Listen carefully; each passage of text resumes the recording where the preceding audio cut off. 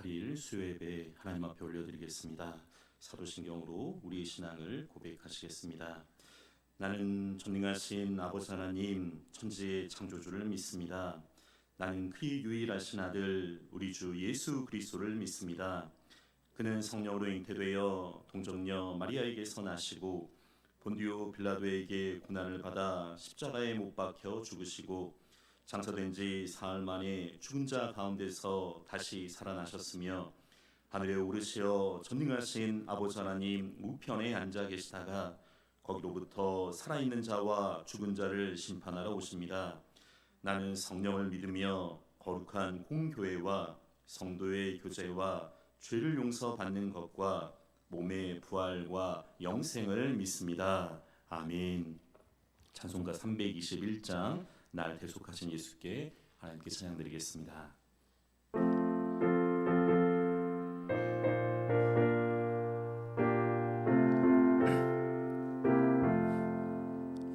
날 대속하신 예수께 내 생명 모두 드리니 늘 진실하게 하소서.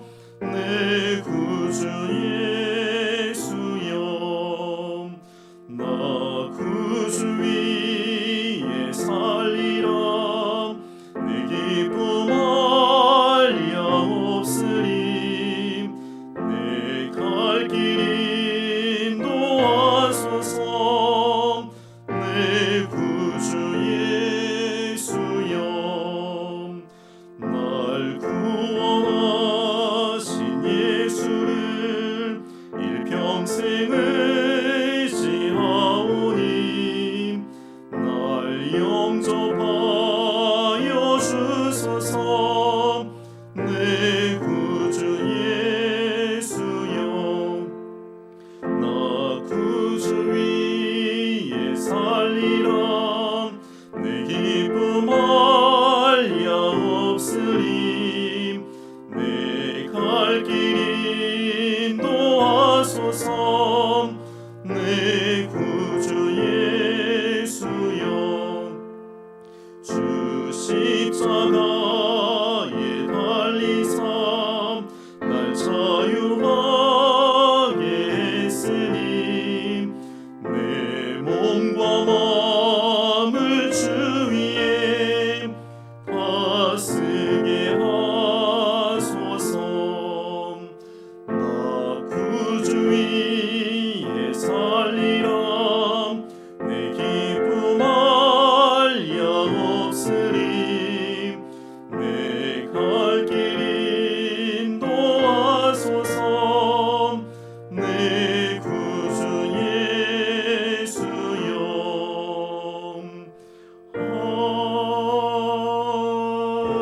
아멘. 우리를 대표해서 구미경 목사님께서 기도 인도해 주시겠습니다.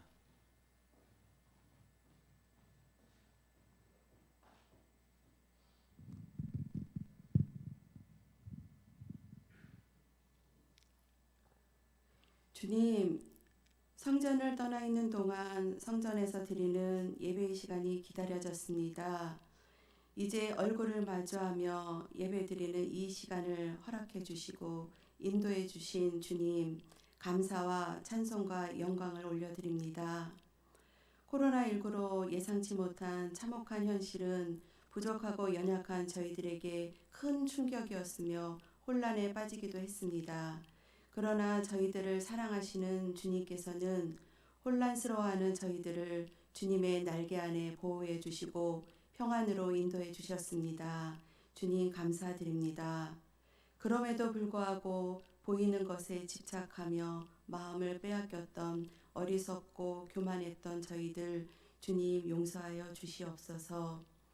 하나님의 은혜 없이 살 수 없는 시대를 마주하며 살아계셔서 지금도 저희들을 보고 계신 주님을 의지하는 하나님의 자녀가 되기를 기도드립니다.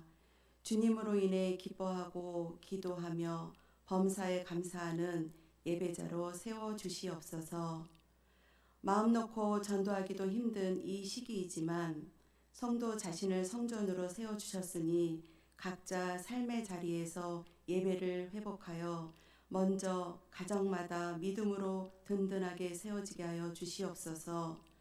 전신갑주로 무장하여 주님의 뜻을 따라가는 선한 청지기가 되어 각자의 일터에서 모범이 되게 하시며 하나님을 떠나 예배드리지 못하는 잃은 양들을 위해서 간절히 기도하게 하여 주시옵소서. 또한 모든 제한이 풀어져 예배의 자리에 모든 성도들이 마음껏 모여 예배 드릴 수 있도록 주님 도와주시고 허락하여 주시옵소서. 이 어려운 세상에 교회와 성도는 방향을 잃고 어둠 속을 헤매이고 악한 사람들로부터 공격을 당하여 우리의 마음을 빼앗으려고 하지만 생명의 근원이신 주님은 저희들의 영혼을 지켜주시기에 어떤 경우도 주님만을 바라보며 믿음으로 흔들리지 않게 하여 주시옵소서. 십자가를 통해 죄를 해결해 주셨고 부활을 통해 죽음을 해결해 주신 하나님의 은혜와 사랑의 증거가 바로 이 자리에서 예배드리는 저희들임을 기억하며 하나님을 사랑하는 성지 공동체는 더욱 십자가의 사랑으로 하나 되어 서로를 돌아보고 서로를 아껴주며 서로를 세워주는 사랑의 공동체로 거듭나 이 세상의 빛과 생명의 역할을 넉넉히 감당하는 성지 공동체가 되게 하여 주시옵소서. 세상을 주관하시며 평화를 이루어 가시는 주님, 주님만을 신뢰합니다.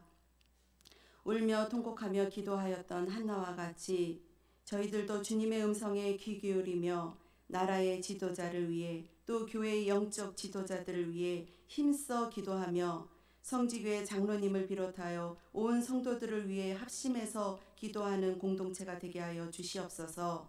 그리하여 성령의 임재와 함께 하나님의 은혜와 사랑 가운데 주님과 늘 동행하는 성지 공동체가 되게 하여 주시옵소서. 김수환 담임 목사님 항상 영육 안에 강건하게 하여 주시옵소서. 성령 충만케 하시어 날마다 새 힘을 공급받아 주님으로 인해서 기뻐하며 평안하며 형통으로 인도하시는 주님과 늘 동행하게 하여 주시옵소서. 또 연로하신 어르신들, 육신의 질거로 고통 중에 있는 분들, 경제적 어려움으로 고통받는 분들, 수능 시험을 앞둔 수험생들을 위해서 기도드립니다. 주님 위로하여 주시고 새 힘을 공급하여 주시고 주님께서 필요한 손길로 도와주시어서 모든 이들에게 주님으로 인한 형통의 길로 인도하여 주시옵소서. 이 시간 말씀을 전하시는 김석수 목사님 영육간에 늘 강건케 하시고 하나님의 지혜와 함께 늘 성령 충만케 하여 주시옵소서. 오늘 예배 가운데 임하시는 주님을 만나게 하시어 영혼의 소생을 경험하는 은혜의 시간으로 인도하여 주시옵소서. 살아계셔서 지금도 함께 하시는 우리 주님, 이 모든 말씀 예수 그리스도의 이름으로 기도드립니다. 아멘.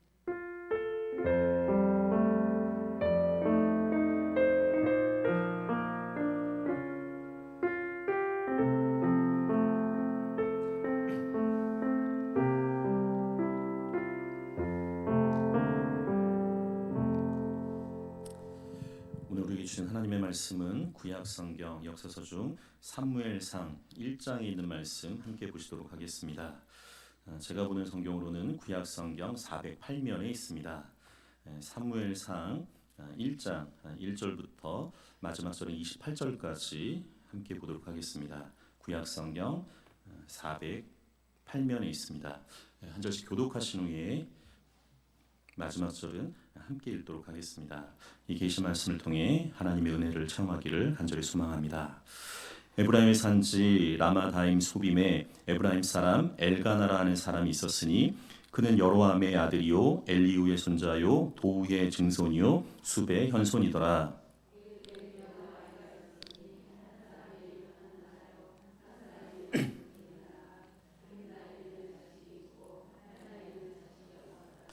이 사람이 매년 자기 성읍에서 나와서 실로에 올라가서 만군의 여호와께 예배하며 제사를 드렸는데 엘리의 두 아들 홈니와 비느하스가 여호와의 제사장으로 거기에 있었더라.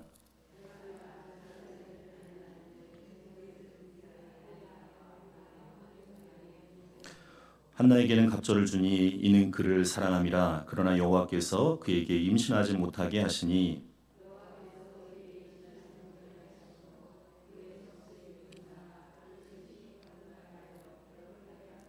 매년 한나가 여호와의 집에 올라갈 때마다 남편이 그같이 하매 분이 나가 그를 격분시키므로 그가 울고 먹지 아니하니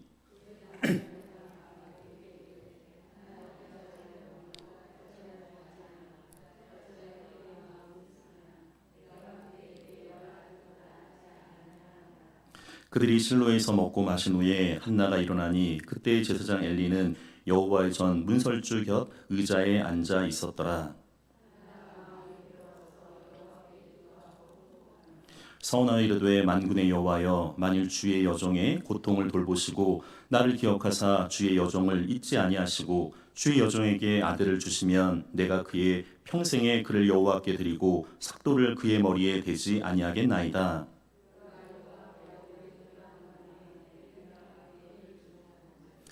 한나가 속으로 말하며 입술만 움직이고 음성은 들리지 아니하므로 엘리는 그가 취한 줄로 생각한지라.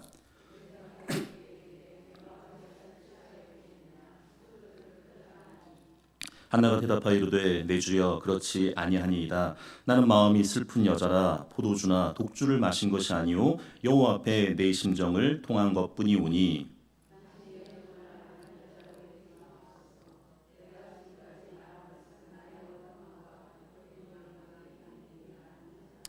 엘리가 대답하여 이르되 평안히 가라. 이스라엘의 하나님이 내가 기도하여 구한 것을 허락하시기를 원하노라 하니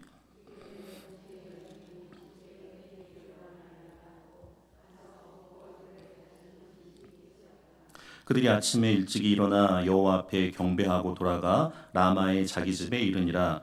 엘가나가 그의 아내 한나와 동침함에 여호와께서 그를 생각하신지라.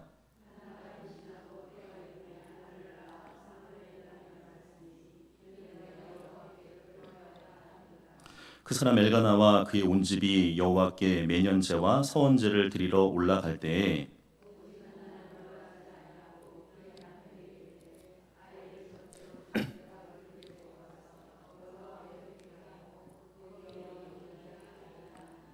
그의 남편 엘가나가 그에게 이르되 그대의 소견에 좋은 대로 하여 그를 젖대기까지 기다리라. 오직 여호와께서 그의 말씀대로 이루시기를 원하노라 하니라. 이에 그 여자가 그의 아들을 양육하며 그가 젖대기까지 기다리다가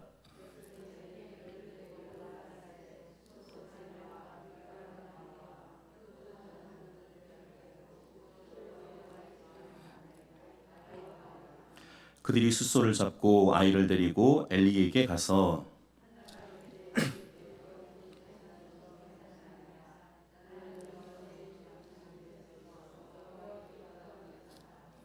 이 아이를 위하여 내가 기도하였더니 내가 구하여 기도한 바를 여호와께서 내게 허락하신지라. 그러므로 나도 그를 여호와께 드리되 그의 평생을 여호와께 드리나이다 하고 그가 거기서 여호와께 경배하니라. 아멘. 오늘 수요예배 나오신 모든 분들에게 하나님의 은혜와 평강이 늘 함께 있기를 소망합니다. 오늘부터는 그 수요예배 때 그 사무엘상 강해로 계속적으로 나가려고 합니다. 오늘 이 사무엘상을 좀 이해하시려고 하면 이스라엘의 역사를 조금 이해해야지 오늘 배경적인 부분을 좀 이해할 수 있을 것 같습니다. 그러니까 이 성경을 보시게 되면 구약에 이제 창세기가 있잖아요. 그러니까 세상의 모든 것이 시작이 되어지게 되는데 이 창세기 이제 그 12장부터 이제 넘어가게 되면 족장 시대가 나오게 되죠. 우리가 뭐 그 교회학교 잘 나오신 분들은 다 아실 텐데 그러니까 믿음의 조상인 아브라함이 있어요. 그 다음에 그 아브라함의 아들인 순종의 사람인 이삭이 있죠. 그리고 그 제가 저번에도 이제 설교를 한 적이 있었는데 열정의 사람이 이제 그 야곱이 있고 야곱한테 아들이 몇 명 있었죠? 12명. 그 12명이 나중에 이제 12지파가 되는데 물론 이제 레위 지파는 제사장 지파가 되고 그러니까 요셉의 두 아들이 이제 12지파로 들어가게 되는 거죠. 그게 이제 창세기 이제 이야기가 되고 거기 이 족장 시대에서 이제 넘어가는 게 이제 출애굽기가 되는 거잖아요. 이 요셉을 통해서 이 야곱의 가족들이 이제 이스라엘 사람들이 이제 고센 땅에 들어가서 어마어마한 숫자, 뭐 장전 60만 명이니까 그 보통 한 개인당 한 가정당 6명씩 낳았다고 하면 360만 명, 뭐 400만 정도의 거대한 민족을 이루게 되죠. 그래서 이들이 출애굽을 하게 됩니다. 출애굽을 해서 광야 40년 동안 생활을 한 다음에 그 유명한 이제 젖과 꿀이 흐르는 가나안 땅에 들어가게 되죠. 특별히 여호수아를 통해서 이제 그 땅을 차지하고 지파별로 이렇게 나눠지게 돼 있는데 이 여호수아가 죽은 다음에 그 다음부터가 이제 중요해요. 그래서 우리가 그 다음 시대를 뭐라고 하냐면 사사 시대라고 이야기해요. 그래서 이 사사 시대는 특별히 왕이 있었던 게 아니라 그러니까 이스라엘의 그 지파 중에 하나님께서 선택한 기름 부은 받은 사람을 통해서 그 이스라엘의 어려운 일들을 해결하게 되는 거죠. 우리가 잘 알고 있는 뭐 드보라나 뭐 삼손이 다 이 사사 시대 때 사람이 되는 것을 보게 됩니다. 근데 이 사사기를 우리가 이해하려고 하면 두 가지 특징적인 것을 조금 이해할 필요가 있는데 하나는 뭐냐면 이 사사 시대 때는 기준이 뭐였냐면 자기소견인 거예요. 그래서 이 사사기를 보게 되면 자기소견에 옳은 대로 행했다는 이야기가 굉장히 많이 나오게 됩니다. 그래서 이 자기소견에 옳은 대로 행하는 사람들이 있다 보면 이 사회가 어떻게 되겠어요? 그러니까 질서가 없어지는 거죠. 사실은 이스라엘의 왕인 하나님 앞에 그들의 소견에 따라서 행동하는 게 아니라 하나님의 뜻에 맞춰서 이들이 삶을 살아야 되는데 그러지 않은 거예요. 그래서 이 사사기를 보게 되면 저도 예전에 이게 계속 사사기를 읽다 보면 뭐 은혜가 되기도 하지만 답답한 마음이 굉장히 많이 들 때가 있어요. 왜냐하면 이 사사기에는 그 사사기의 그 순환적 구조가 있거든요. 특별히 이걸 또 악순환 구조라고 얘기하는 사람도 있는데 이스라엘 백성들이 하나님이 은혜를 주셔서 평안하잖아요. 근데 이들이 하나님 앞에 평안하긴 하지만 그들의 죄로 인해서 고통적인 상황이 다가오게 돼요. 그러면 어떻게 돼요? 이들이 하나님 앞에 이제 죄를 지면서 패역하게 되니까 이방 민족들이 쳐들어오게 되죠. 그럼 그때서야 이제 하나님 앞에 부르짖게 되고 그러면 이제 사사가 등장을 해서 그 문제를 해결해요. 근데 거기서 끝나는 게 아니라 또 어떻게 해요? 이들이 마음이 또 평안해지게 되면 죄를 짓게 되죠.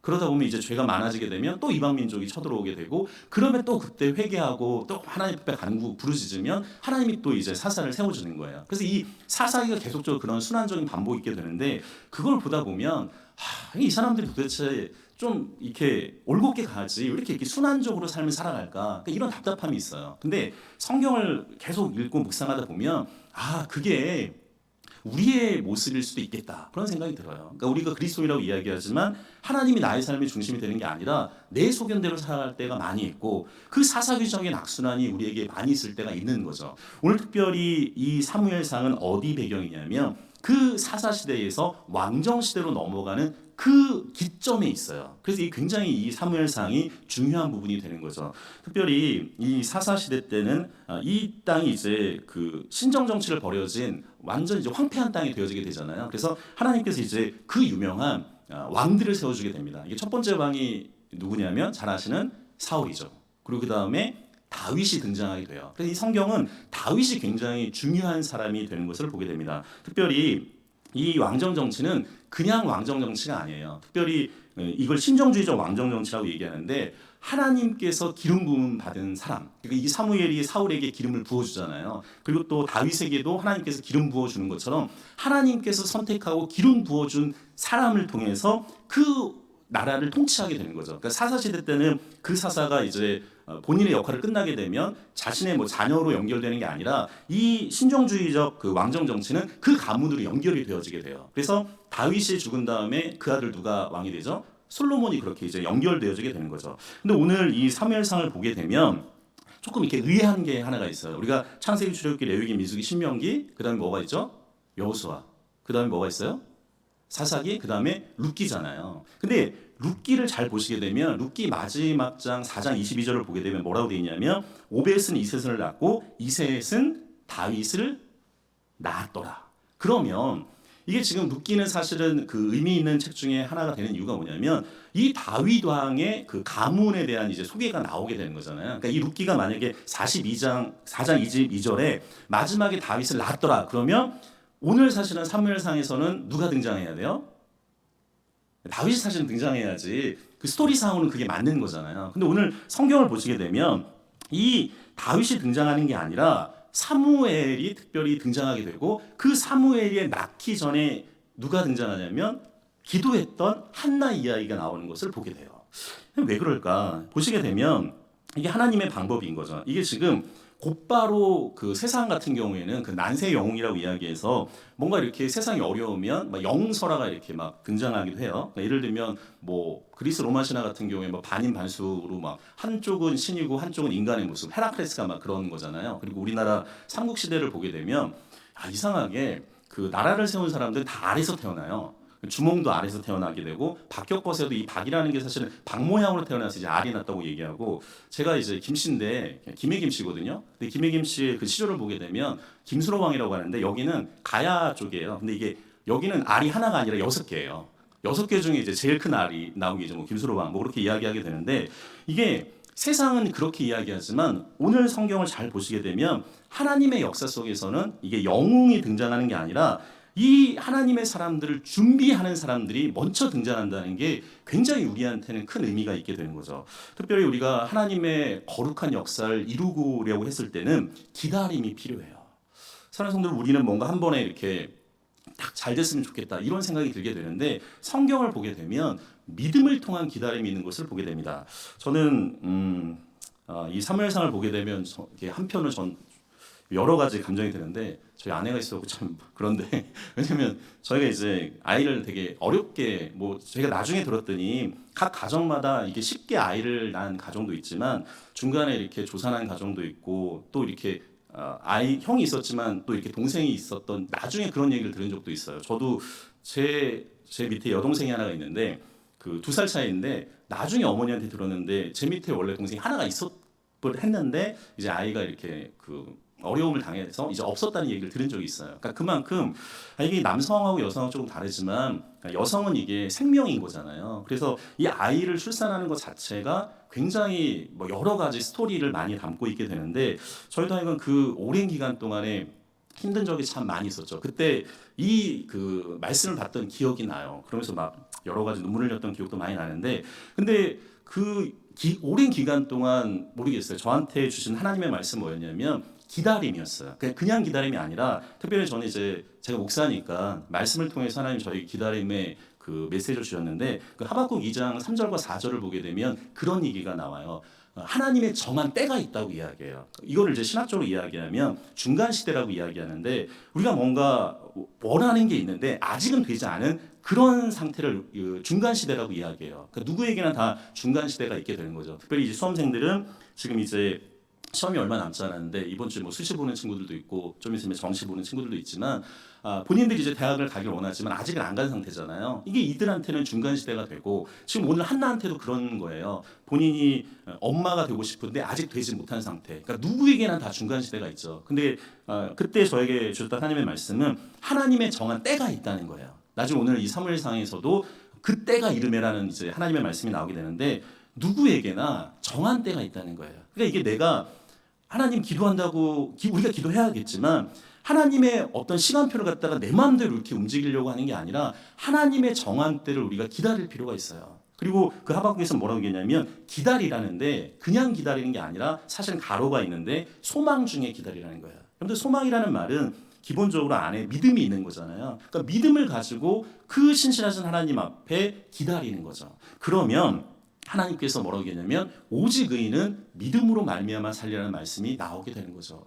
사랑하는 성도 여러분, 우리가 이게 어떤 일이 빨리 되고 싶은 것들이 있어요. 물론 하나님의 때에 빨리 되는 것도 있죠. 그러나 어떤 것들은 조금 기다려야 될 필요가 있는 거예요. 그래서 오늘 성경 보시게 되면 이 한나를 거쳐서 사무엘을 거쳐서 사무엘이 특별히 이 땅을 회복시켜주고 새롭게 함을 통해서 다시금 다윗이라는 사람이 나오게 되는 거예요. 그 믿음의 기다림이 필요한 거죠. 우리 이 말을 한번 따라해 보시겠습니까? 기대하고 기도하며 기다린다. 제가 만든 말인데 이게 3기라고 해서 이게 어떤 거냐면, 혹시 뭔가 이게 하나님 앞에 우리가 원하는 바가 있다면 일단은 기대를 해야 되는 거죠. 근데 기대로 끝나는 게 아니라 하나님 앞에 기도하는 거예요. 그리고 기도하면서 뭘 해야 되냐면 소망 중에 기다리는 거죠. 사랑하는 성도 여러분, 혹시 마음에 어떤 기도의 제목이 있다고 한다면 우리가 이 마음을 좀 가지셨으면 좋겠어요. 하나님께서 우리에게 주실 것을 기대하고, 그리고 하나님의 뜻 가운데 기도하면서 우리가 기다리는 거죠. 그러면 기대하는 자에게 기대한 대로, 기도한 사람들에게 기도한 대로, 그리고 기다리는 자에게 응답 주실 것을 믿습니다. 그러한 응답의 축복이 있는 모든 하나님의 사람들이 되기를 간절히 소망합니다. 오늘 이제 이 사무엘상에 드디어 이제 한나의 이야기가 좀 등장하게 되는데, 우리 한 절씩 말씀을 좀 같이 묵상하도록 하겠습니다. 우리 1절에 있는 말씀 같이 읽겠습니다. 에브라임의 산지 라마다임 소빔에 에브라임 사람 엘가나라는 사람이 있었으니 그는 여로함의 아들이요 엘리우의 손자요 도우의 증손이요 숲의 현손이더라. 여기 보시게 되면 오늘 성경에 에브라임 지파가 나와요. 특별히 에브라임 지파는 이스라엘 지파 중에 가장 강한 지파죠. 우리가 잘 알고 있는 여호수아가 이 지파 사람이에요. 오늘 성경에 보시게 되면 엘가나라는 사람이 등장하는데 이 엘가나라는 사람은 오늘 성경에 나오는 우리가 지금 성경이 사무엘상이잖아요. 이 사무엘의 아버지가 되는 사람이 엘가나라는 사람이에요. 이 엘가나라는 사람 뜻은 하나님의 소유라는 뜻인 거죠. 그러니까 이 부모가 이름을 참 잘 지었던 것 같아요. 너는 하나님의 소유가 된다. 그러니까 그렇게 이름을 줬는데 이 소개하는 방식이 어떻게 되어 있냐면 보시게 되면 엘가나가 있는데 그는 여로함의 아버지다. 그러니까 아버지를 이야기하고 할아버지를 이야기하고 증조 고조를 이야기하게 되는 거죠. 이거는 좀 그 배경이 있게 되는데 고대 근동은 우리처럼 성이 없어요. 그러니까 저는 뭐 김씨고 아까 기도하신 권사님 구씨잖아요. 뭐 이렇게 각자 성이 있어요. 성이 있는데 이거는 동양 문화권의 이야기죠. 그러니까 뭐 유럽 같은 경우에는 뭐 퍼스트 네임, 미들 네임, 레스트 네임 그렇게 해서 뭐 이렇게 세 개의 덩어리로 뭐 있다고 한다면 미국은 또 반대죠. 두 개만 있는 건데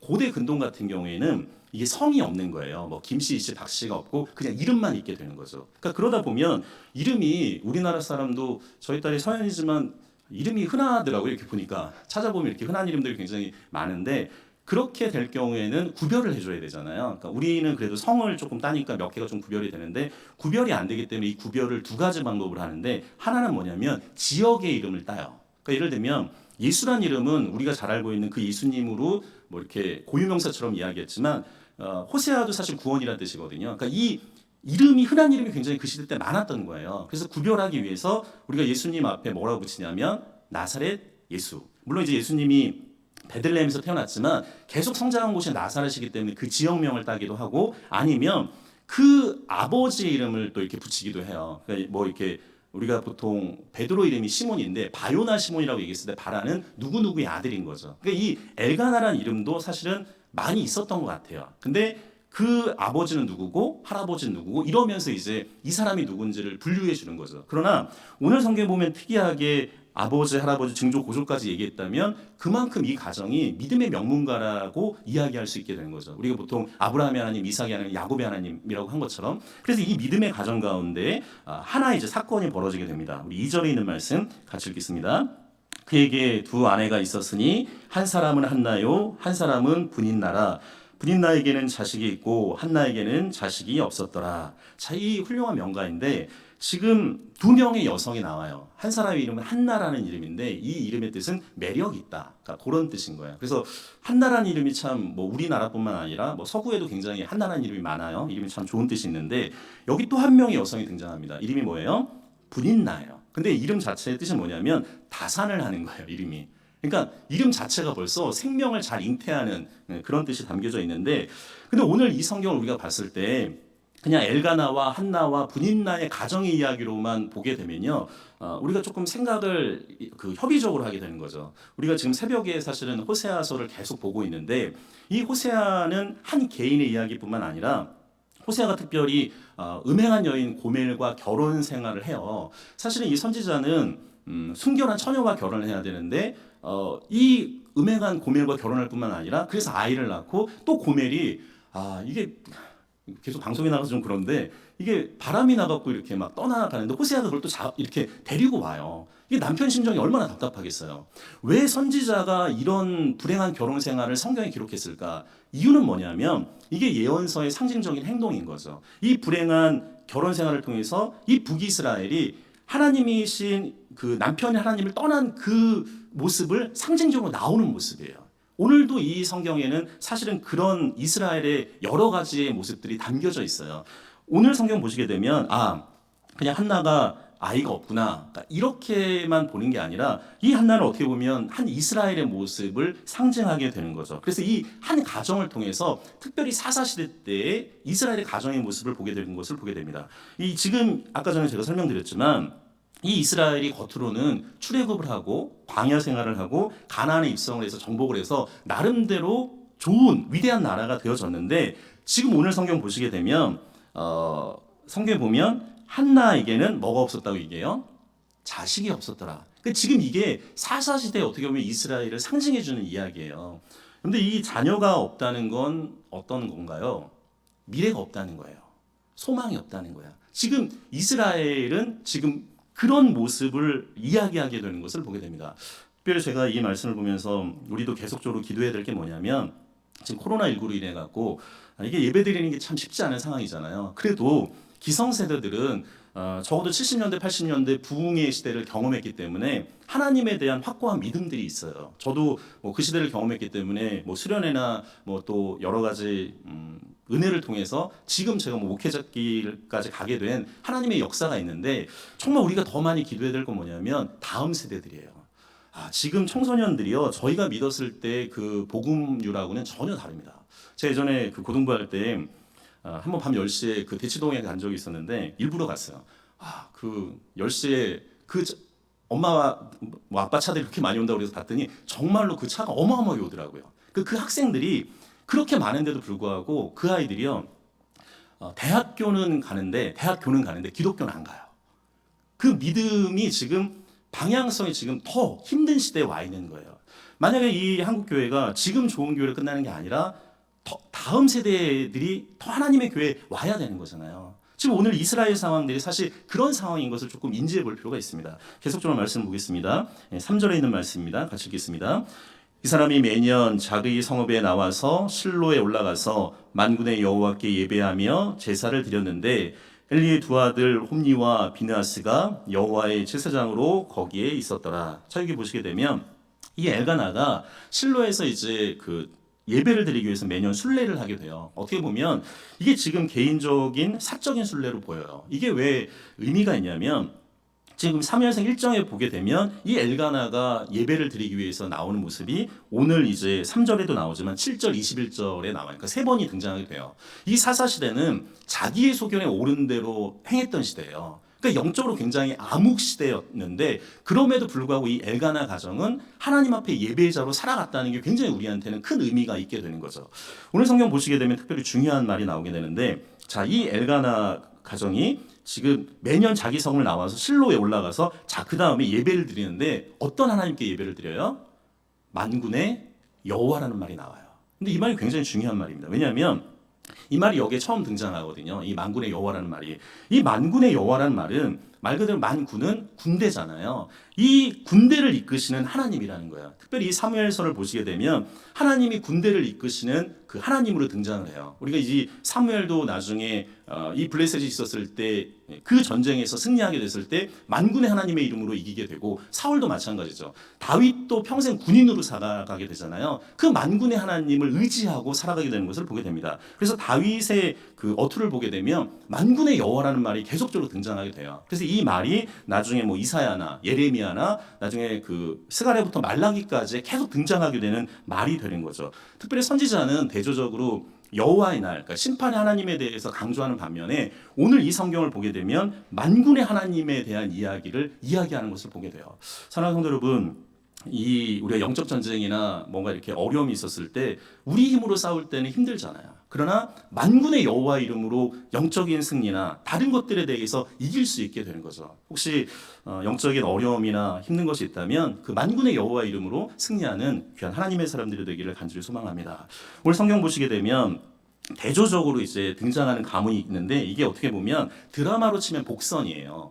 보게 되면 이제 그 평신도인 이 엘가나 가정은 하나님 앞에 만군의 여호와께 예배드리러 가는데 엘리가 등장해요. 이 엘리는 어떤 사람이냐면 그 당시 사사기도 하고 제사장이기도 해요. 그러니까 영적인 지도자들인 거죠. 그래서 그 두 명의 아들이 있는데 그 두 명의 아들이 홈니와 비느하스가 되는데, 나중에 성경을 보게 되면 이 홈니와 비느하스가 어떻게 되냐면 그들이 하나님 앞에 악행을 통해서 죽음을 당하게 돼요. 이게 대조적인 모습이 이제 나오게 되는, 이게 복선이 되는 거죠. 그래서 이 엘가나 가문과 이 엘리 가문이 이렇게 어떻게 보면 크로스하는 이 복선의 모습이 나오는 것을 보게 됩니다. 자, 그러면서 4절과 5절에 있는 말씀 같이 읽겠습니다. 4절과 5절입니다.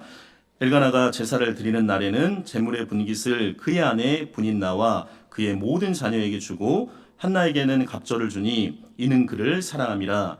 그러나 여호와께서 그에게 임신하지 못하게 하시니. 자, 이게 아마 제사 중에 화목제 같아요. 이게 나누는 제사가 되게 되는 것 같은데, 보게 되면 이제 하나님 앞에 예배를 드린 다음에 오늘 성경 보게 되면 분인나와 그의 모든 자녀. 그러니까 이 자녀가 몇 명인지는 모르겠지만 그래도 뜻이 다산을 가진 뜻이 되니까 자녀가 좀 있었던 것 같아요. 그래서 이 분인나에게는 재밀의 분깃을 이제 그의 아내와 분인나와 모든 자녀에게 줬는데 5절에 보게 되면 한나한테는 어떻게 해요? 갑절을 줬다고 이야기해요. 이걸 보면 야곱이 레아와 라헬이 있었을 때 더 사랑한 사람한테 줬던 그런 기억이 조금 생각이 나게 되는데, 자 6절에 있는 말씀도 같이 읽겠습니다. 6절입니다.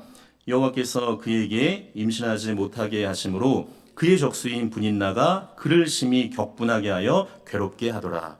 이게 분인나가 지금 이게 오늘 성경을 보게 되면 격분이라는 말이 나오게 되는데, 이 분인나가 자신의 경쟁자를 위해서 위에 그 군림하기 위해서 다산의 능력을 지금 사용하는 것을 보게 되죠. 그러니까 우리 성경 한번 생각해 보면 하갈과 사라가 기억이 나기도 하고 레아 라헬이 기억나기도 해요. 지금 이 보시게 되면 이게 지금 하나님 앞에 예배를 드린 좋은 날인 거잖아요. 이 좋은 날 이게 성경에 보면 격분하게 했다고 이야기해요. 이걸 보면 이게 전형적인 역기능인데, 저도 얼마 전에 그 뉴스 보니까 추석 때 그렇게 이혼율이 더 높아진다고, 명절 때 더 많이 싸운다고 하는데, 이게 평상시에는 이게 격분을 이렇게 많이 그냥 이게 쌓아두고 있다가 이게 잔칫날 서로 이렇게 극도로 이제 올라가는 모습이 나오게 되는데, 요즘은 그렇대요. 예전에는 고부 갈등이 되게 그 명절 때 심했는데, 저도 요번에 처음 알았는데 장서 갈등이라는 거 혹시 들어보셨어요? 이게 장서 갈등이 뭐냐면 장자가 어른 장자하고 서자가 사위 서자래요. 그래갖고 장모님하고 사위 관계도 약간 이렇게 조금 이상해진다. 코로나 때문에 좀 그런지 모르겠는데 하여간 지금 이 가정이 분위기가 안 좋은 거예요. 특별히 오늘 성경 보시게 되면 분인나가 한나를 어떻게 해요? 심히 격분하게 했다고 얘기죠. 이 격분이라는 말이 히브리어로 람이라는 뜻인데 뭐냐면 이게 천둥 번개라는 뜻이에요. 그러니까 지금 이게 속이 천둥 번개처럼 부글부글 이렇게 막 끓는 거예요. 얼마나 이게 고통스럽겠어요. 본인은 이게 자녀가 없잖아요. 자녀가 없이 혼자 이렇게 남편의 사랑을 받는다고 했지만 혼자 있지만, 이 분인나는 이렇게 아이도 있고 얘야 뭐 이렇게 했을 때 이거는 경험하지 않은 사람들은 이게 심리적으로 되게 미묘한 거잖아요. 이게 그런데다가 우리 애기는 참 이렇게 하면서 이렇게 한나한테 얘기하면 이게 한나 입장에서는 우린 욕할 수는 없지만 하여간 얼마나 이게 마음이 힘들면 오죽하면 이 성경에 격분이란 말이 나오겠어요. 근데 이 격분이란 말이 여기에만 나오는 게 아니에요. 7절에도 나오고 16절에도 나오는데 이게 3번이 나오게 되는 건데, 그만큼 이 분인나가 한나를 그렇게 어렵게 만드는 거죠. 근데 또 하나 신기한 건 뭐냐면, 분명히 이게 격분하게 만들지만 이게 한나가 기도하게 되는 동기가 됐다는 거예요. 근데 세상 사람들은 격분하게 되면 저 인간 어떻게 막 마지막 이렇게 극한적인 감정까지 갈 수 있게 되지만, 하나님의 사람들은 격분하지만 그 방향을 돌리는 거죠. 어떻게 하냐면 기도의 방향으로 돌리는 거예요. 시편을 보면 저도 참 신기한 게 뭐냐면 시편이 150편까지 있는데, 다윗이 처음에 기도할 때 보면요, 진짜 이 그 격분이라는 말처럼 얼마나 격앙되게 막 이렇게 기도하는지 몰라요. 막 저주하고 막 이러면서 막 기도하는데, 그런 거 보면 이렇게 기도해도 되나? 근데 이 다윗의 강점은 뭐냐면 그렇게 자기의 감정을 토해낸 다음에 하나님 앞에 기도함을 통해서 그것을 다시 정리를 해요. 하나님 그게 아니었군요. 하나님 그런 마음이었군요. 하나님의 뜻을 알아가게 되는 것을 보게 됩니다. 오늘 성경 계속해서 보시게 되면 7절에 있는 말씀 같이 읽겠습니다. 매년 한나가 여호와의 집에 올라갈 때마다 남편이 그같이 하매 분인나가 그를 격분시키므로 그가 울고 먹지 아니하니. 지금 보시게 되면 매년 지금 한나가 여호와의 집에 올라가요. 근데 남편이 매번 그렇게 한다는 건 분인나와 그의 자녀들한테도 분깃을 주지만 한나한테는 갑절을 준 거잖아요. 근데 그럼에도 불구하고 분인나가 또 어떻게 해요?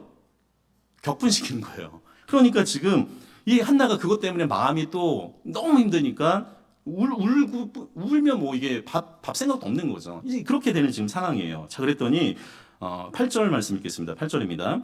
그의 남편 엘가나가 그에게 이르되 한나여 어찌하여 울며 어찌하여 먹지 아니하며 어찌하여 그대의 마음이 슬프냐, 내가 그대에게 열아들보다 낫지 아니하냐 하니라. 자, 여기 보시게 되면 이 남편 엘가나 계속 그런 상황이 가정에서 반복이 되니까 반복적인 말이 나와요. 어찌하여 어찌하여 어찌하여. 야, 어찌해서 울고 왜 먹지 않아?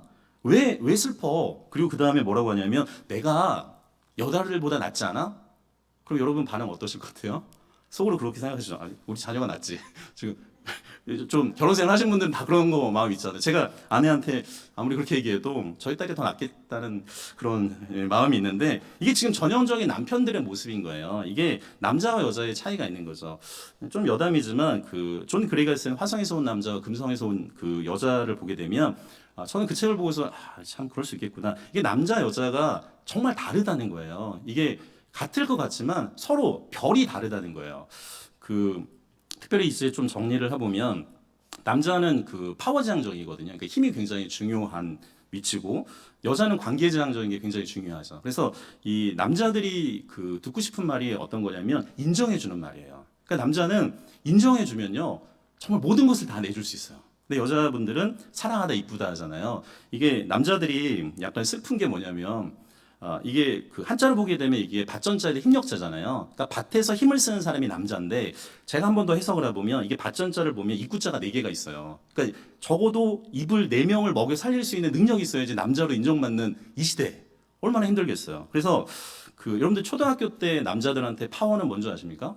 제가 주먹을 들고 있잖아요. 그 애들 말로 짱 아세요? 짱? 싸움을 잘하면 얘네들한테는 이게 남자들은 파워인 거예요. 그러니까 세상적인 기준으로 얘기하는 거예요. 10대 때는 아이들한테 파워가 뭔지 아세요? 얼마 전에도 막 스카이캐슬도 나오고 뭐 펜타스라도 드라마가 나오지만 10대 때는 이게 그 짱이 아니라 전교 1등을 해야 되는 거죠. 공부를 잘하는 게 얘네들한테는 파워가 되는 거고 남자애들한테는 20대 때는 뭔지 아세요? 네, 스카이를 다니고 있어야 돼요. 그래서 뭐 이렇게 과잠바 하나 정도 이렇게 입고 있어야 되고 30대가 되면 이 남자애들한테 파워는 좋은 직장인 거죠. 그리고 40대가 되면 그걸 통해서 이제 돈이 이들한테는 파워가 되는 거고 50대가 되면 이제 권력에 대한 욕망이 이들한테 파워가 돼요. 그리고 60대가 되면 명예를 누리고 싶어요. 근데 70대가 되면 어떤 게 파워냐면 의외로 친구예요. 왜냐면 70대가 되면 어디 이제 그나마 이렇게 튼튼할 때 여행을 다녀야 되는데 친구가 없으면 안 되잖아요. 제가 예전에 교회 이제 CBS 그 PD 되시는 분이 저한테 그 얘기를 해준 적이 있었는데 젊었을 때는 시테크를 잘해야 된다. 시간이 많으니까 시간 관리를 잘해야 되고 중년이 되면 재테크를 잘해야 되고 노년이 될수록 우테크를 잘해야 된다는 거예요. 그러니까 우째는 뭐냐면 버두자예요. 그러니까 주위에 친구들이 있어야지 어디도 여행 갈 거 아니에요. 그래서 70대는 그 친구가 있어야지 이렇게 파워가 되고 80대는 뭔지 아세요? 건강이죠. 남자들한테. 90대는 뭔지 아세요? 눈만 뜨고 있으면 되는 거예요. 그게 이제 남자들한테 파워인데 그만큼 남자와 여자가 다르다는 거예요. 자, 이 이야기를 듣고 한나가 위로가 되지 않아요. 자, 오늘 이 성경에서 이제 정말 중요한 부분으로 들어가게 되는데 이 9절부터 11절이 오늘 성경의 어떻게 보면 클라이막스가 되는 거죠. 한나가 다른 방법으로 하나님 앞에 나가는 게 아니라 기도하며 나가는 거예요. 이게 사사시대의 패러다임을 바꾸는 거죠. 사사시대 때 자기 소견대로 옳은 대로 하다 보니까 격분하고 울분이 넘치고 막 여러 가지 요동을 치지만 근데 중요한 건 뭐냐면 기도하기 시작을 하는 거예요. 자, 9절에 있는 말씀 같이 읽겠습니다. 9절입니다. 그들이 실로에서 먹고 마신 후에 한나가 일어나니 그때의 제사장 엘리는 여호와의 전 문설주 곁 의자에 앉아 있었더라. 아멘. 자, 실로에서 먹고 마신 후에 이 예배가 끝난 다음에 자, 그 다음이 굉장히 중요해요. 자, 한나가 어떻게 했다고 얘기해요? 일어나니. 자, 한번 따라 볼까요? 일어나니. 이게 중요한 거죠. 한나가 이 분인날을 통해서 격분되고 어려운 마음으로 절망하고 울며 슬퍼하고 거기에 앉아 있는 게 아니라 오늘 사무엘상에서 뭐라고 얘기냐면 한나가 일어나니가 중요한 거예요. 이 일어나니란 말은 쿰이죠, 쿰. 일어난다는 말은 새로운 것이 시작된다는 거야. 특별히 한나가 여기서 일어났다는 건 뭐냐면 내가 내 마음대로 내 인생을 결정하는 게 아니라 하나님 앞에 의탁하면서 인생을 맡겨보자. 그래서 이 신약성경에 보면 달리 다굼했을 때 그게 뭐예요? 죽은 소녀를 예수 그리스도께서 일어나. 소녀야 일어나라고 이야기하는 거잖아요. 사랑하는 성도 여러분, 오늘 이 말씀을 통해서 우리가 특별히 코로나19에서 잠잠했던 우리의 심령들이 다시금 일어나기를 간절히 소망합니다. 근데 오늘 성경 보시게 되면 한나는 일어났는데 대조적인 사람이 등장하게 돼요. 보시게 되면 그때 한나는 일어났어요. 평신도이고 그 가정에서 그냥 자그마한 어머니였던 사람이 기도하면서 일어났는데 오늘 성경 말씀 보시게 되면 그 민족을 인도하는 사사인 제사장 엘리는 어떻게 돼 있어요? 여호와의 전 문설주 곁에 의자에 앉아 있었더라. 그런데 이 의자는 신분을 상징하는 거거든요. 이 이스라엘의 어떻게 보면 영적인 지도자인데 이 영적인 지도자는 어떻게 돼 있어요? 앉아 있었더라. 이 말은 뭐냐면 영이 지금 가라앉아 있었다는 거예요. 한나는 지금 하나님 앞에 다시금 영적으로 회복하려고 하는데 지금 제사장인 엘리는 영적으로 이렇게 앉아 있게 되는 거죠. 나중에 성경을 보시게 되면 이 한나는 일어남을 통해서 하나님을 붙잡는 영적인 역동성을 나타내요. 그래서 성경 보시게 되면 10절에 한나가 기도하고 11절에 서원하고 2장 1절에 보게 되면 기도한다는 말이 계속 등장해요. 근데 엘리를 보게 되면 PPT를 한번 보여주시면 사무엘상 3장 2절에 있는 말씀 한번 보여주시겠습니까? 3장 2절에 있는 말씀 한번 같이 한 목소리 읽겠습니다. 엘리의 눈이 점점 어두워가서 잘 보지 못하는 그때에 그가 자기 처소에 누웠고, 여러분들 이건 우리가 눈에 보이는 그 물리적인 눈이 지금 어두워갔다는 의미도 되지만 이 엘리가 영적인 눈이 점점 어두워가서 잘 보지 못했다는 것을 이야기해요. 그리고 또 한 절 말씀 보겠습니다. 사무엘상 4장 18절에 있는 말씀 자막으로 한 번 더 보여주시면 좋겠는데요. 사무엘상 4장 18절에 있는 말씀 같이 한 목소리 읽겠습니다. 하나님의 괴를 말할 때에 엘리가 자기 의자에서 뒤로 넘어져 문 곁에서 목이 부러져 죽었으니 나이가 많고 비대한 까닭이라 그가 이스라엘 사사가 된 지 40년이었더라. 지금 이 엘리가 나중에는 비참하게 죽게 돼요. 그 아들도 마찬가지로 죽게 되는 것을 보게 됩니다. 왜 그랬을까?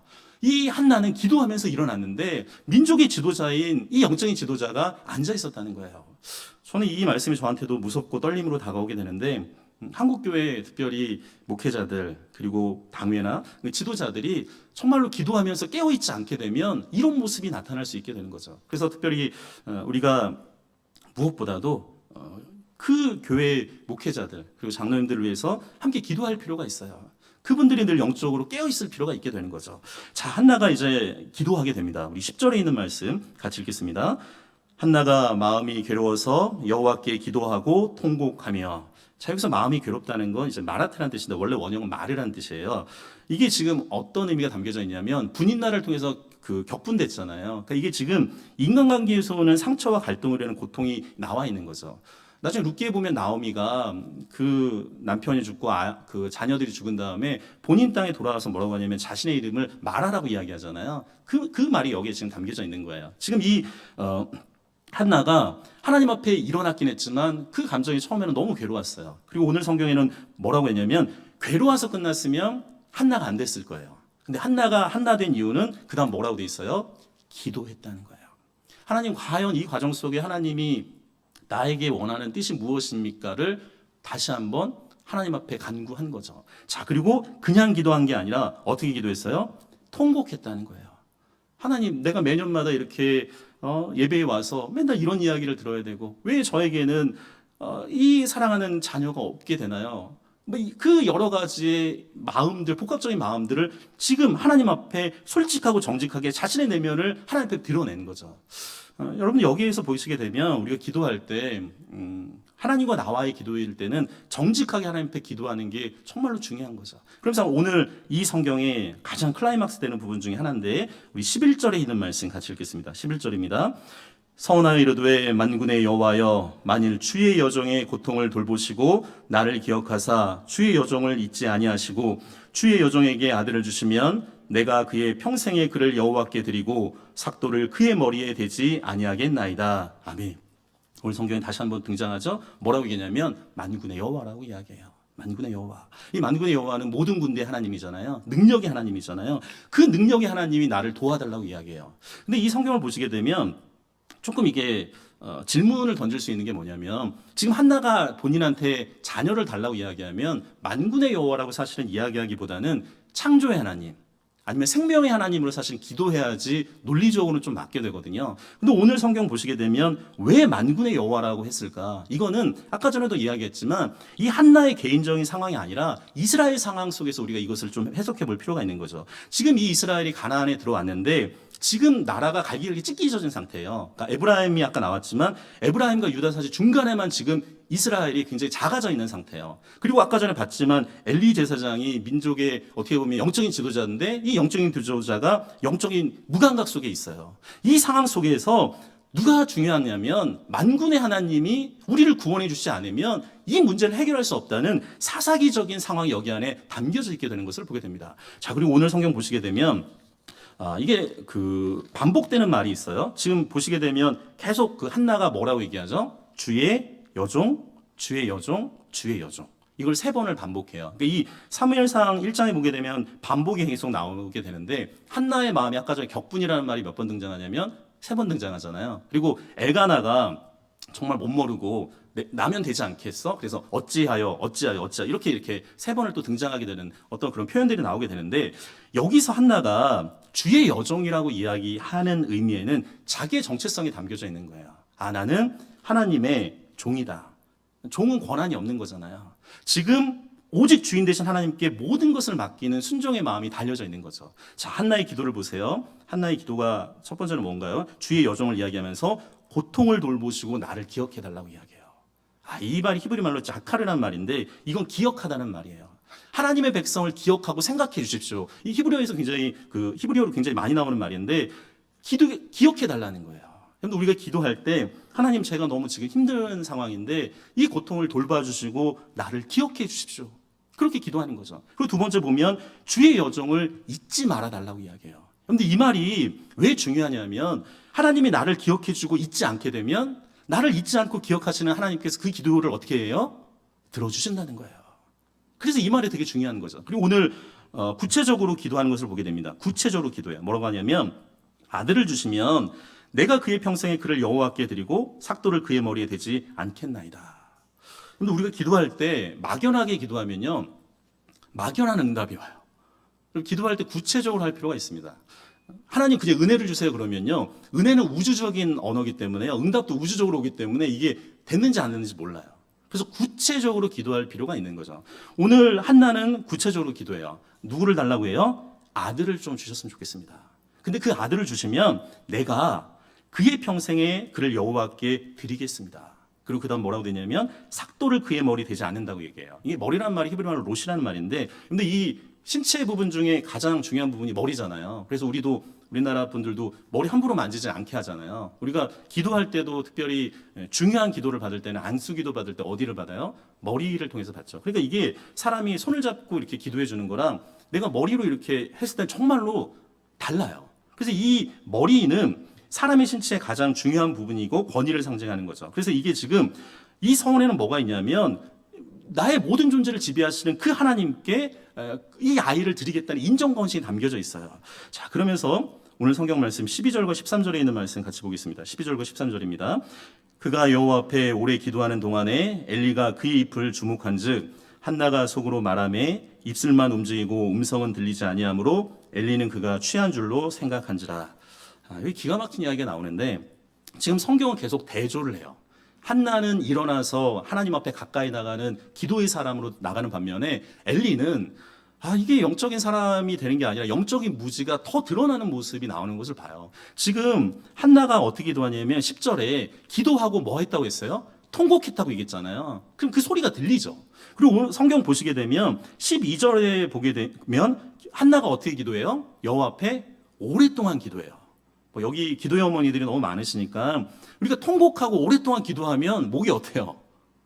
막 쉬고 정말 1시간, 2시간 이상 기도하면요, 이게 목이 쉬기 때문에 더 하기가 힘들잖아요. 그러니까 지금 한나가 그런 상태인 거예요. 정말 예수님이 정말 이게 피가 물처럼 되듯이 그렇게 지금 간절한 마음으로 기도하는 게 여기 안에 담겨져 있어요. 그랬더니 오늘 13절에 보게 되면 한나가 속으로 말한다는 거 그런 거예요. 지금 통곡하면서 간절하게 기도하다 보니까 이제는 이게 모든 에너지를 다 쏟아서 기도했더니 이제는 이러는 거잖아요. 근데 지금 엘리가 그 모습을 보면서 뭐라고 얘기하냐면 취한 줄로 생각했다고 이야기해요. 이게 이 엘리의 영적인 무지와 무감각이 지금 대조적으로 더 드러나게 되는 거죠. 자, 그러면서 14절에 엘리가 이렇게 얘기합니다. 엘리가 뭐라고 얘기해요? 엘리가 그에게 이르되 내가 언제까지 취하였겠느냐? 포도주를 끊으라니. 그러니까 이게 화목제를 드린 다음에 공동 식사를 뭘 나눴으니까 그때 포도주를 과하게 마셔서 이 여자가 취한 거 아닌가? 이렇게 생각을 한 거죠. 그리고 오늘 성경 15절에 그렇게 이야기합니다. 15절 말씀 같이 읽겠습니다. 한나가 대답하여 이르되 내 주여 그렇지 아니하니이다. 나는 마음이 슬픈 여자라 포도주나 독주를 마신 것이 아니요 여호와 앞에 내 심정을 통한 것뿐이오니. 여기 굉장히 중요한 이야기가 나와요. 이 한나가 뭐라고 얘기하냐면 나를 어떻게 규정하냐면 나는 마음이 슬픈 여자입니다. 이 마음이 슬프다는 건 뭐냐면 캐샤르 루하흐라는 말이 나오는데 이 루하흐가 하나님의 영이라는 뜻이 있어요. 근데 이 마음이 슬프다는 건 뭐냐면 술이 아니라 내가 지금 술에 취해서 이런 게 아니라 고통이 너무 심해서 돌처럼 지금 심장이 굳어버린 상태입니다. 지금 그런 마음을 이야기하는 거예요. 그러니까 그런 상태로 하나님 앞에 철저히 기도하는 거죠. 자, 그리고 오늘 기가 막힌 말이 나오는데 15절 하반절에 뭐라고 돼 있어요? 여호와 앞에 내 심정을 통한 것뿐이오니. 이게 굉장히 중요한 말인 거죠. 이게 왜 중요한 말이냐면 지금 내가 나의 마음을 하나님 앞에 쏟아놨다는 거예요. 지금 한나가 자신의 괴로움을 완전히 하나님 앞에 토해내고 있는 표현인 거죠. 그런데 이게 세상 사람들은 마음이 이렇게 힘들고 어려우면 오히려 마시고 집어넣어서 해결을 하려고 그래요. 막 이렇게 뭐 한 잔 벌치자 이런 식으로 해결을 하는데 지금 그리스도인들은 다른 거죠. 어떻게 해요? 토해내는 거예요. 세상 사람은 술을 넣거나 쾌락을 유입하지만 하나님의 사람들은 어떻게 해요? 기도로 이것을 쏟아내는 거죠. 자막을 한번 보여주시면 좋겠는데 시편 62편 8절에 있는 말씀입니다. 시편 62편 8절에 있는 말씀 같이 한 목소리 읽겠습니다.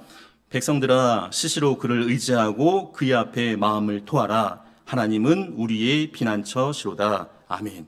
오늘 시편 기자도 뭐라고 얘기해요? 백성들아 시시로 누구를 의지해요?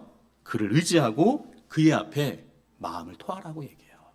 사랑하는 성도 여러분, 혹시 마음속에 너무너무 이렇게 응어리져져 있는 부분이 있다면 하나님의 성전에 우리의 마음을 이렇게 토해내기를 소망합니다. 다른 걸로 유혹으로 우리의 마음을 더럽혀지는 게 아니라 하나님 앞에 그 마음을 드리는 거예요. 자, 그랬더니 16절과 17절에 있는 말씀 같이 읽겠습니다.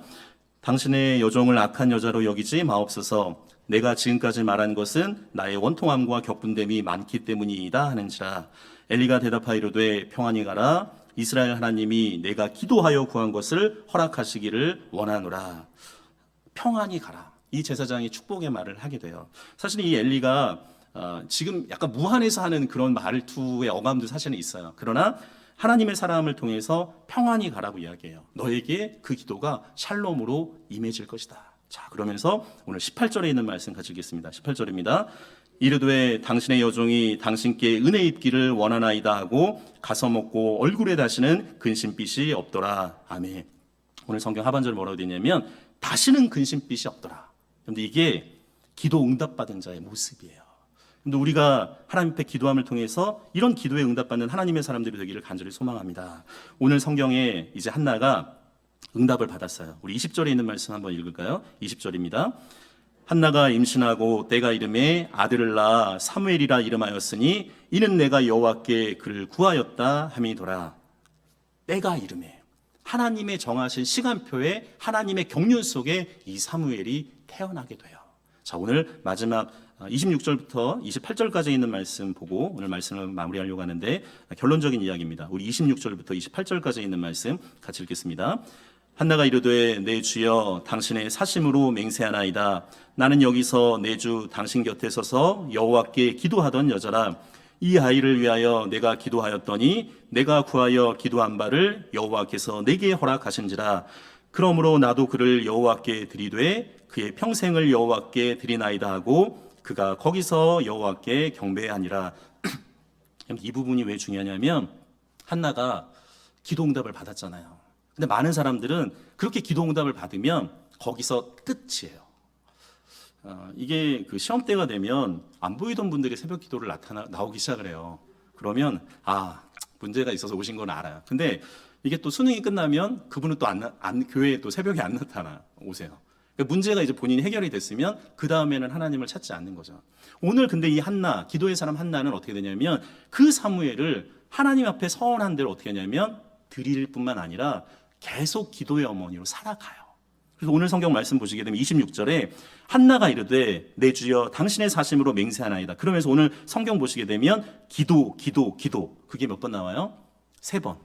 완전수가 나오는 거죠. 그러니까 하나님께 기도하고 그 요청 받은 그 하나님께 감사할 뿐만 아니라 오늘 성경 보시게 되면 저는 28절 말씀이 참 좋아요. 28절 말씀 한번 다시 읽어볼까요? 그러므로 나도 그를 여호와께 드리되 그의 평생을 여호와께 드리나이다 하고 그가 거기서 여호와께 경배하니라. 그런데 이게 하나님의 뜻에 부응하는 인간의 간구와 이에 대한 하나님의 신실한 응답이 담겨져 있는 놀라운 하나님의 말씀이 되어지게 되는 거죠. 한나의 부림은 이스라엘의 절망을 상징합니다. 그의 잉태는 이제 부림의 시대를 마치고 새로운 소망과 미래를 열어가는 이스라엘의 백성의 소망을 상징하는 것을 보게 돼요. 사랑하는 성도 여러분, 우리가 혹시 코로나19로 인해서 신앙의 부림 상태였다면 다시금 예배자를 통해서 하나님 앞에 기도자를 통해서 새 생명을 잉태하는 믿음의 사람으로 다시금 일어나는 귀한 하나님의 사람들이 되기를 간절히 축원드립니다. 기도하겠습니다. 좋으신 하나님 아버지 감사합니다. 코로나19라는 여러 가지 좋지 않은 상황 속에서도 불구하고 하나님 아버지 이 시간 만민이 기도하는 주님의 성전에 우리를 불러주시니 감사합니다.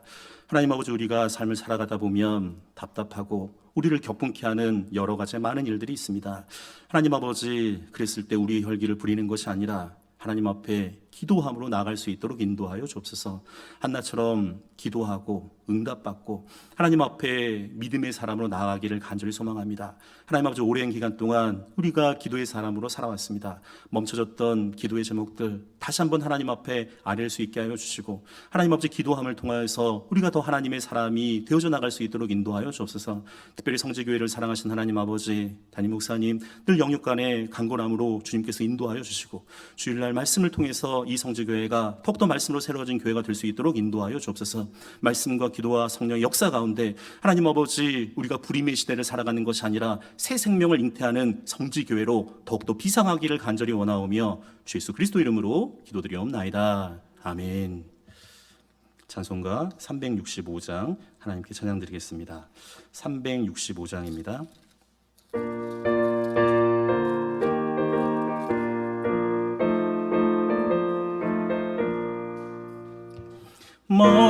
마음속에 근심 있는 사람 주 예수 앞에 아뢰어라. 슬픈 마음 있을 때라도 주 예수께 아뢰라. 주 예수 앞에 아뢰어라. 주 우리의 친구님 무엇이나 근심하지 말고 주 예수께 아뢰라. 눈물 나며 깊은 한숨 쉴 때 주 예수 앞에 아뢰어라. 은밀한 죄 내게 있더라도 주 예수께 아뢰라. 주 예수 앞에 아뢰어라. 주 우리의 친구님 무엇이나 근심하지 말고 주 예수께 아뢰라.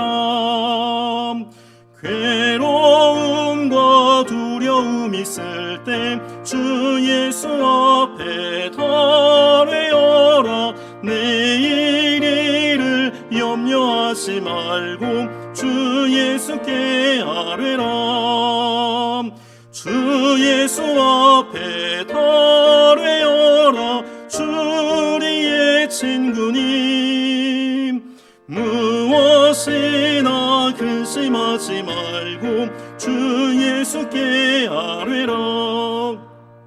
죽음 앞에 겁을 내는 자여 주 예수 앞에 아뢰어라. 하늘나라 바라보는 자여 주 예수께 아뢰라.